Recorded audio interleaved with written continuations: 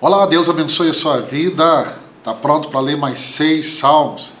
Não sei como está sendo a sua experiência. Eu quero incentivar você. Deixa eu saber como é que está sendo a sua experiência.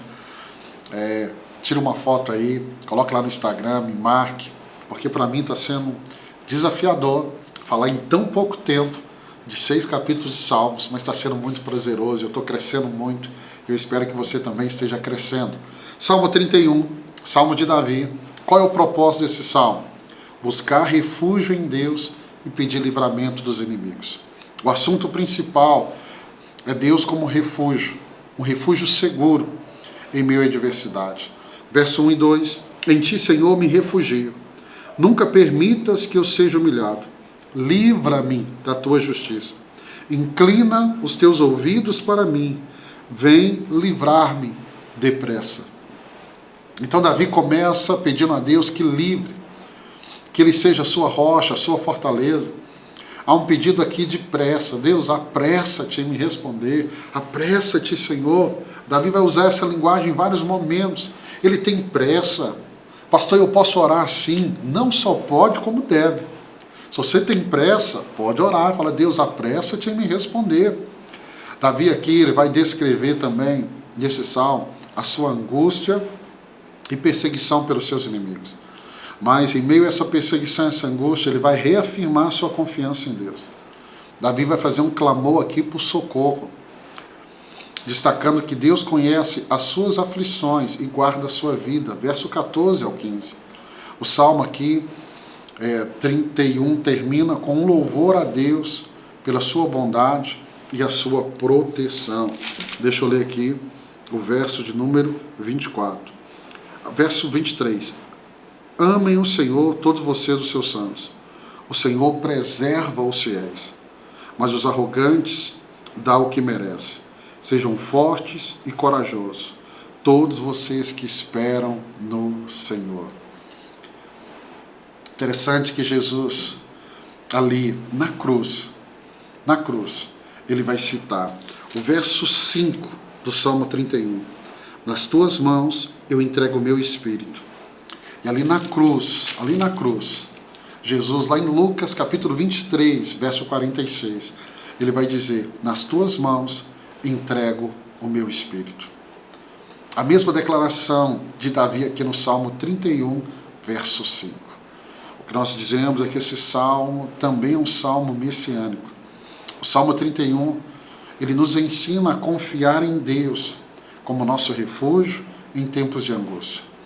Ele destaca aqui como nós precisamos confiar plenamente em Deus, sabendo que Deus é para mim e para você um protetor fiel. E esse Deus, ele é poderoso.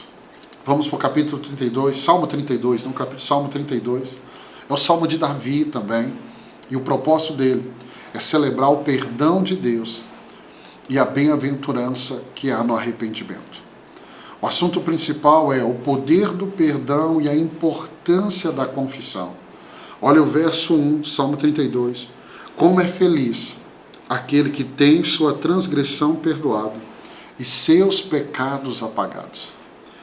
Como é feliz, em outra tradução, bem-aventurado. Bem-aventurado. Davi começa essa declaração, bem-aventurado, aqueles cujas transgressões são perdoadas. Davi vai descrever, continuar aqui no Salmo 32, a descrever o peso do pecado não confessado. Ele mostra a alegria do perdão após a confissão. A pior coisa que eu e você podemos fazer é ficar escondendo o pecado. A melhor coisa é arrancar esse peso, é confessar, é se arrepender, é converter, é deixar e abandonar o pecado. Davi, ele vai encorajar todos a buscarem a Deus enquanto ele pode ser encontrado. Ele vai afirmar aqui que Deus é um refúgio e que Deus nos protegerá. O Salmo 32 vai terminar, Davi termina esse salmo mostrando um contraste entre o ímpio e os que confiam em Deus, incentivando os justos a se alegrarem e se regozijarem no Senhor. Olha o verso 11. Alegre-se no Senhor e exultem vocês que são justos. Cantem de alegria, todos vocês que são retos de coração. Aqui, o Salmo 32, ele é citado lá em Romanos capítulo 4, versos 7 e 8. Como são felizes aqueles que têm as suas transgressões perdoadas, cujos pecados são apagados. O Salmo 32, ele nos mostra a alegria e a libertação que vem por meio do arrependimento e do perdão. O que eu poderia dizer para você aqui, que a confissão sincera e o arrependimento, ele nos leva à restauração e à comunhão com Deus. O Salmo, vamos para o 33, Salmo 33 agora, então, Salmo 33, Salmo 33, ele é anônimo, nós não temos assim a clareza de quem o escreveu. O Salmo 33, ele é um louvor a Deus pela sua fidelidade e pelo seu poder criador. O assunto principal é o louvor a Deus pela sua soberania e providência. Olha o verso 1. Cantem de alegria ao Senhor, vocês que são justos. Ao que são retos, fica bem louvá-los. Louve ao Senhor com harpa, ofereçam-lhe música com lira de 10 cordas. O que temos aqui, o Salmo começa com um chamado para louvar a Deus com músicas e cânticos. Como fazemos em cada uma das nossas reuniões e nossos cultos, como eu e você devemos fazer em casa, ir no Spotify, colocar uma música e louvar a Deus. O salmista vai destacar a fidelidade da palavra de Deus e a retidão de suas obras. O salmista aqui, ele louva a Deus pelo poder da sua palavra na criação, versos 6 até o 9. E ele vai afirmar que os planos do Senhor permanecem para sempre, enquanto os planos das nações são frustrados. Ele termina o Salmo com uma declaração de confiança em Deus, como um auxílio e escudo. E aí, a criação, aqui, porque esse Salmo fala tanto da criação, e aí eu preciso lembrar você que lá em Gênesis, capítulo 1, verso 3, a criação veio pela palavra. E isso é tão claro. Disse Deus, haja luz e houve luz. O Salmo 33 é um convite a louvor a Deus pela sua criação, pela sua soberania. Deus não é um Deus apenas que cria, mas é um Deus soberano, que conduz, que interage, que intervém na sua criação. Eu posso destacar para você aqui que existe um plano eterno de Deus para a sua criação. E existe um plano eterno de Deus para você, para a minha vida, para a nossa vida. Então, meu irmão, eu preciso louvá-lo pela sua fidelidade e poder. Se eu posso dizer algo para você, eu digo: confie nos planos de Deus para a sua vida. E como Jó declarou, que nenhum dos planos de Deus pode ser frustrado. Eu declaro essa palavra sobre a sua vida. Vamos para Salmo 34. O Salmo 34 é um salmo de Davi. Este Salmo 34, Davi escreve ele quando ele fingiu de louco diante de Abimeleque. Ali, quando ele estava na terra dos filisteus, para não ser morto, Davi fingiu de louco. Eu gosto de dizer que nós temos que aprender muito com Davi.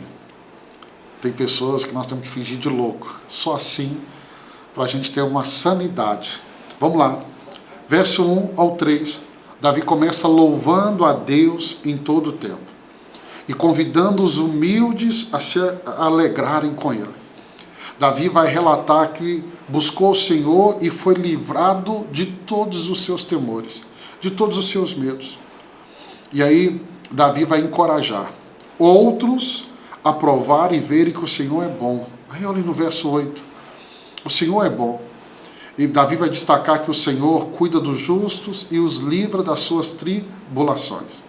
O Salmo vai terminar com a promessa de que o Senhor resgata a vida dos seus servos, e nenhum dos que nele se refugia será condenado.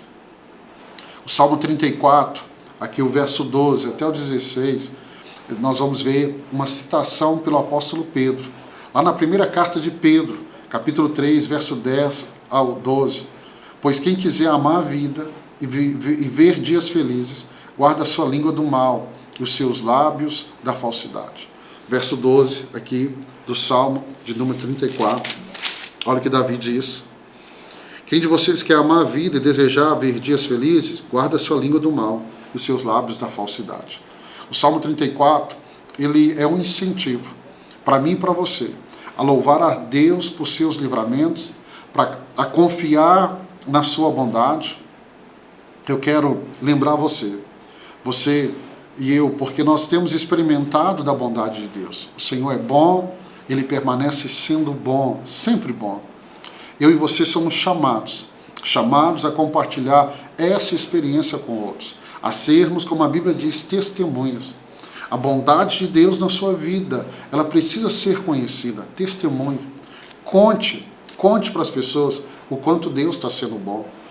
O salmista, o que ele está fazendo? Ele está contando para mim e para você, como Deus foi bom na vida dele. Vamos para o Salmo 35. Salmo 35, Salmo de Davi. E o propósito desse salmo é pedir a Deus que lute contra os inimigos e que traga justiça. O assunto principal é um pedido de justiça e proteção contra os seus inimigos. Davi, ele começa o Salmo 35. Davi clama a Deus para lutar contra aqueles que lutam contra ele e para que Deus seja a sua salvação. Davi continua e declara a perseguição injusta que sofre e pede que Deus o livre. Davi vai continuar nesse salmo, ele vai lamentar a traição daqueles que ele ajudou e que agora se voltam contra ele. E ele vai terminar esse salmo pedindo que Deus os envergonhe e exulte com a justiça de Deus. Quando você chega aqui no final, 28 do Salmo 35, minha língua proclamará a tua justiça e o teu louvor o dia inteiro.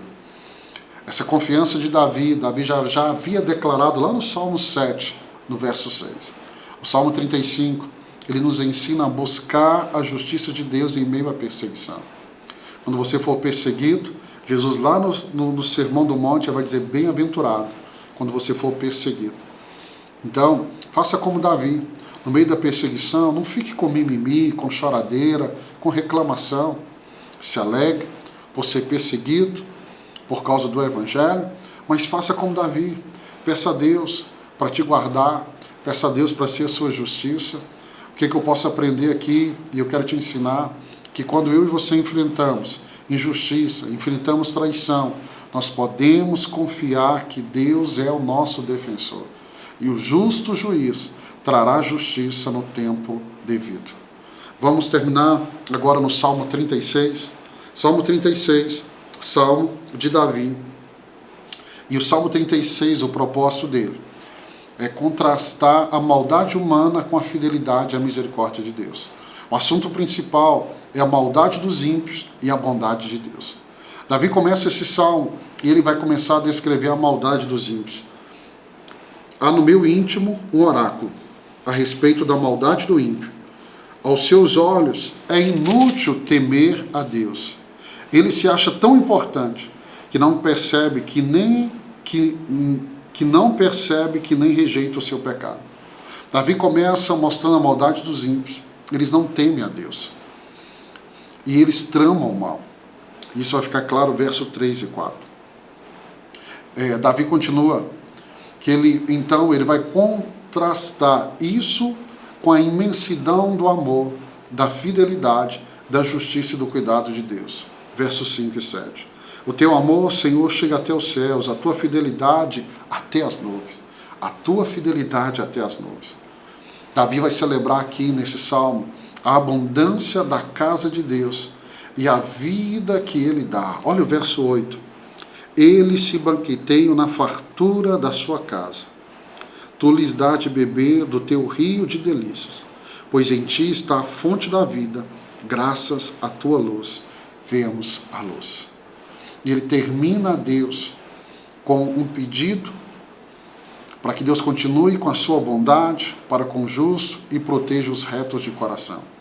Esse contraste entre a maldade humana e a bondade de Deus é muito semelhante ao que o profeta Jeremias vai falar lá no capítulo 17, do livro que leva o seu nome, Jeremias 17, verso 9 e 10, que ele diz assim: enganoso é o coração, mais do que todas as coisas, e perverso. Quem o poderá conhecer? Eu, o Senhor, esquadrilho o coração, eu provo os pensamentos, e isto para dar a cada um segundo o seu proceder, segundo o fruto das suas ações. Então, Salmo 36, ele nos chama a reconhecer a maldade do coração humano, a confiar na abundante misericórdia e fidelidade de Deus. Pastor, se o meu coração é mau, que se cumpra a promessa, que está lá no livro do profeta Ezequiel, que lá na carta aos Hebreus, isso vai ser tão claro, que Deus troque o nosso coração, que Deus tire o coração duro, de pedra, que Deus coloque um coração de carne, que Deus escreva a tua palavra no nosso coração. Eu termino aqui dizendo para você, incentivando você a buscar refúgio na bondade de Deus e a viver na luz da sua presença. Deus é bom, sempre bom, então busque a sua bondade. Hoje nós meditamos e lemos do capítulo 31 de Salmos, Salmo 31, 32, 33, 34, 35 e 36. E aqui nós temos uma variedade de temas que nos mostrou que nós devemos confiar em Deus. Nós devemos louvar a Deus e buscar a Deus o perdão. Louvar pelo poder, pela sua justiça, celebrar a sua bondade. Que você celebre a bondade de Deus. Então cultive um relacionamento íntimo, vibrante, que os salmos te ajudem a estar mais próximo de Deus. Tem me ajudado e eu espero que esteja ajudando você. Deus abençoe sua vida. Se Deus permitir, nos encontramos amanhã para mais 6 salmos em nome de Jesus. Deus te abençoe.